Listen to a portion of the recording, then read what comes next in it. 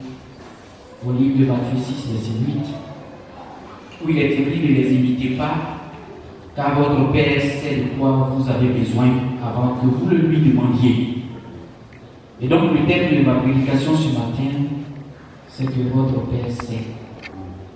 Notre Père sait. Il sait ce dont nous avons besoin. Dieu sait. Dieu sait. Et il sait quoi? Qu'est-ce que Dieu sait? Dieu sait nos besoins. Le Seigneur connaît le besoin de ses enfants, pris de façon individuelle, là où tu es, ce dont tu as besoin. Dieu sait. Dieu sait. Si Dieu ne savait pas, là c'était un autre cas. Dieu sait. Quand il y a quelqu'un qui connaît ton besoin, déjà, c'est rassurant. Vous savez, c'est parce qu'on a l'impression que personne ne connaît nos besoins. Et voilà pourquoi, lorsque tu as un besoin pressant, quelle est la première réaction que tu as? C'est d'informer. C'est de décrocher ton micro ou bien ton portable, d'appeler un frère, d'appeler une amie, d'appeler un parent, d'appeler un oncle, d'appeler une tante et lui dire: j'ai besoin de telle chose urgemment. J'ai un problème, j'ai une difficulté. Parce que l'homme a tendance toujours à aller chercher de l'aide et à appeler à l'aide. Nous sommes créés comme ça. Ce n'est pas mauvais de faire connaître nos besoins. C'est important d'ailleurs, quand on vit, de faire connaître les besoins que nous avons. La Bible dit: demandez et l'on vous donnera. Cherchez et vous trouverez. Frappez et l'on vous ouvrira. Donc, c'est un devoir et c'est une recommandation de Dieu de demander, de chercher et de frapper. La vie est faite ici. Mais le Seigneur nous rappelle un fait, peuple de Dieu, très important. Dieu dit: il sait. Il était en train de parler à ses disciples. Il a dit: ne les imitez pas, car votre Père sait de quoi vous avez besoin avant que vous le lui demandiez.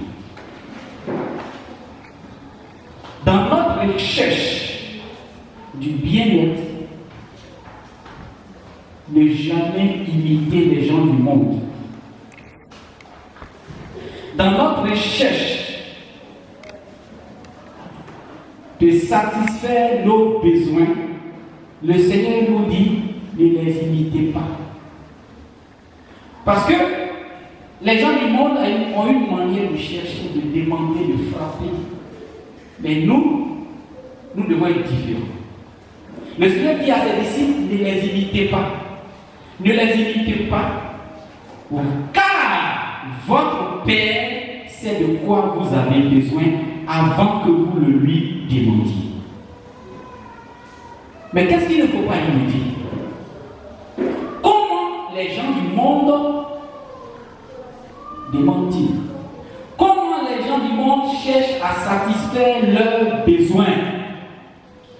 Ils ont une façon de chercher à satisfaire leurs besoins. Et ils commencent déjà à chercher à satisfaire leurs besoins par leur façon de donner. Parce que ceux du monde, ils donnent seulement à ceux qui peuvent leur donner en tout. Si vous avez quelqu'un qui ne connaît pas le Seigneur, il donne à ceux qui sont capables de lui donner en tout. Celui qui ne connaît pas Dieu n'est pas capable de donner à quelqu'un à qui il ne va rien espérer. Oui. Si il donne, est-ce que Bénin peut lui rembourser? Est-ce qu'il peut lui donner? Eux, ils donnent pour recevoir de la personne à qui ils ont donné. C'est pour cela que vous allez voir que les gens du monde, leur façon de donner, quand ils t'ont donné 10 francs, ils pensent que tu vas leur donner peut-être 20 francs après. Ils donnent en espérant recevoir de la personne qui a donné quelque chose. Ce n'est pas la façon dont Dieu nous a enseigné à donner. Nous, enfants de Dieu, nous donnons pas en espérant recevoir de la personne quelque chose.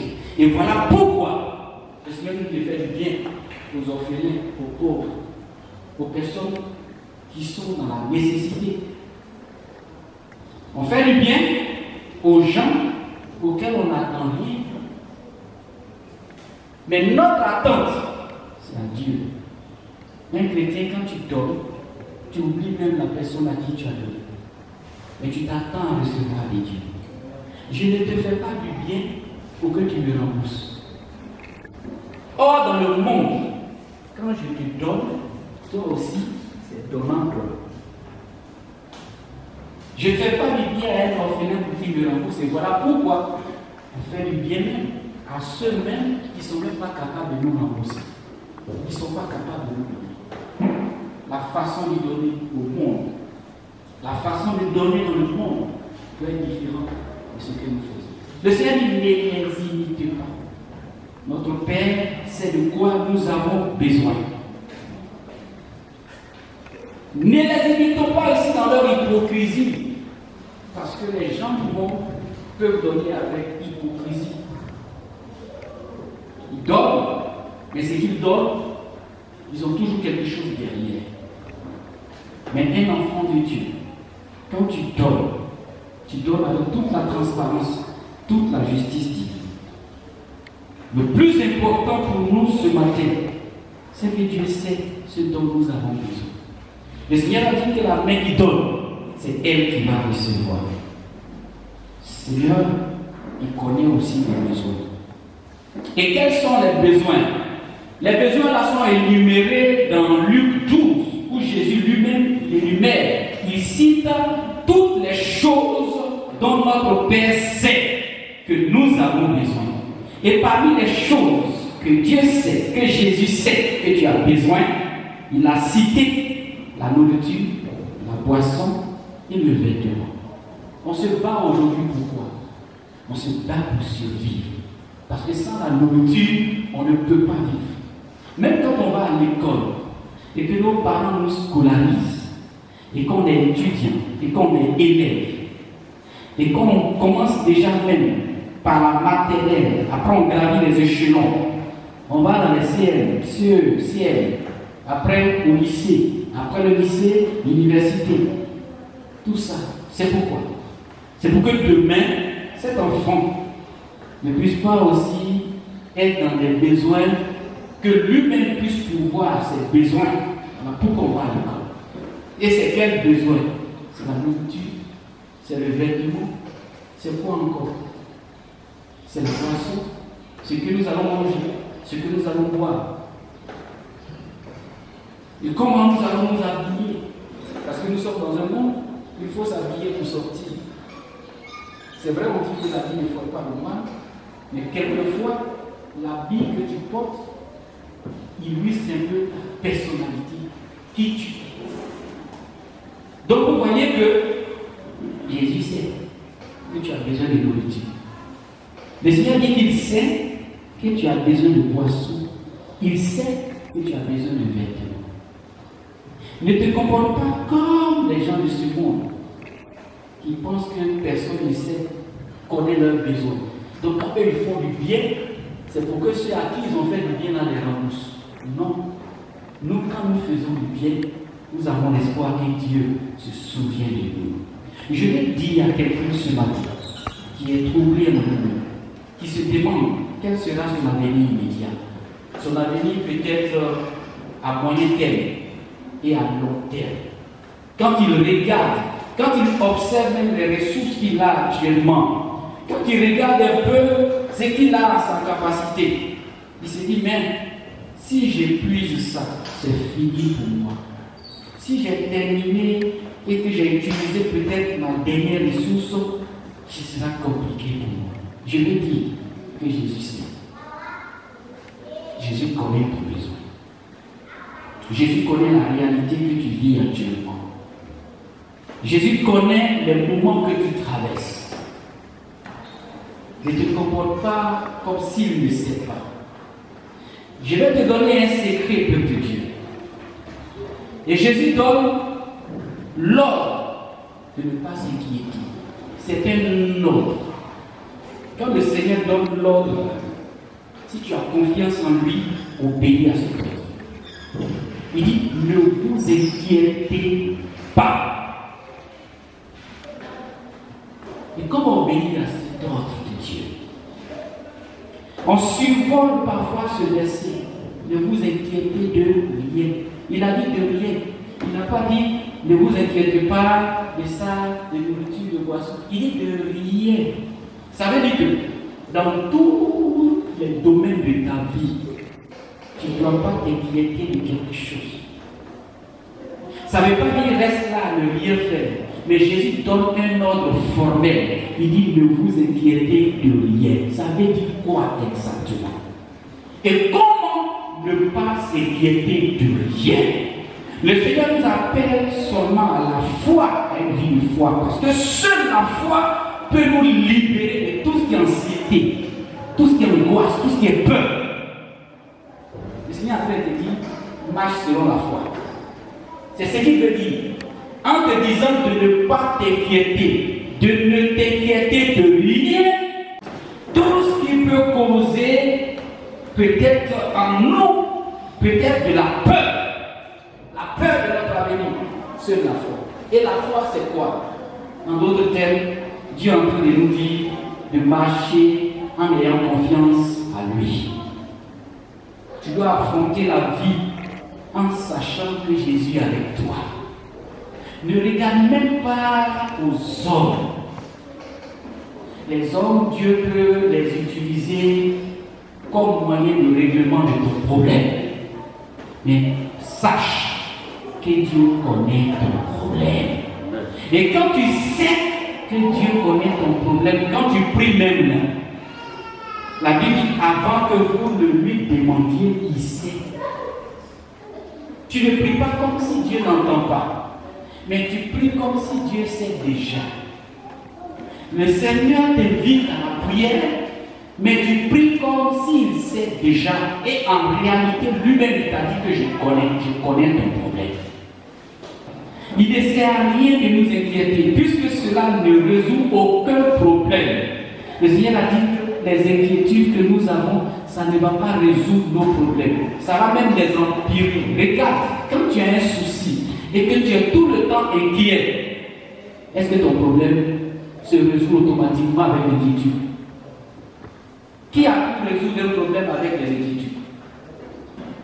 Les inquiétudes ne font qu'enfoncer la douleur.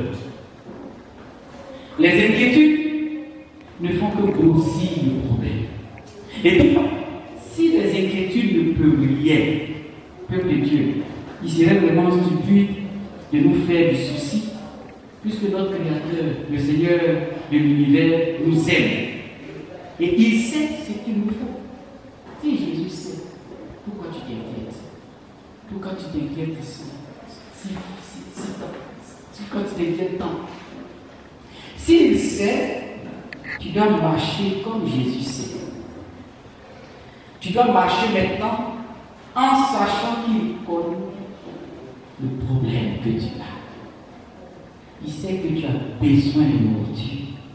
Il sait que tu as besoin de vêtements. Il sait que tu as besoin de boissons. Il sait les besoins nutritionnels dont tu as besoin. Et donc, marche. Et prie. Et continue de prier comme si ton Dieu sait. Et en réalité, il sait. Quand Dieu sait, ça ne veut pas dire de ne pas prier. Quand il sait, là tu sais comment prier. Quand tu sais qu'il sait, c'est à lui que tu t'adresses. Parce que tu as confiance que c'est le Dieu qui résout tous les problèmes. Mais quand tu n'as pas cette confiance, tu ne peux pas prier assez. Tu pries un peu, tu laisses un peu, tu passes plus de temps dans la lamentation. Et quand il y a un sursaut quelque part, quand il y a un éveil quelque part, tu pries ne serait-ce quelques minutes. Les minutes qui suivent, tu commences à t'inquiéter. Et après, quand tu commences à t'inquiéter, quand tu reçois des révélations de la parole de Dieu, tu te lèves un peu, tu pries. Et après, tu oublies de prier. Tu te plonges encore dans les inquiétudes. N'est-ce pas ce que tu es en train de vivre actuellement? Quand tu n'as pas foi et confiance à Dieu, tu vas passer plus de temps à allonger et à alourdir le problème de Dieu. Le Seigneur a promis de répondre à nos vrais besoins parce qu'il connaît nos besoins. Je veux dire et je vais t'encourager ce matin à marcher par la foi. Seule la foi va te permettre de triompher. Maintenant, pour triompher de l'inquiétude, qu'est-ce qu'il faut? Je vais citer 3 choses importantes. Si tu veux triompher de l'inquiétude,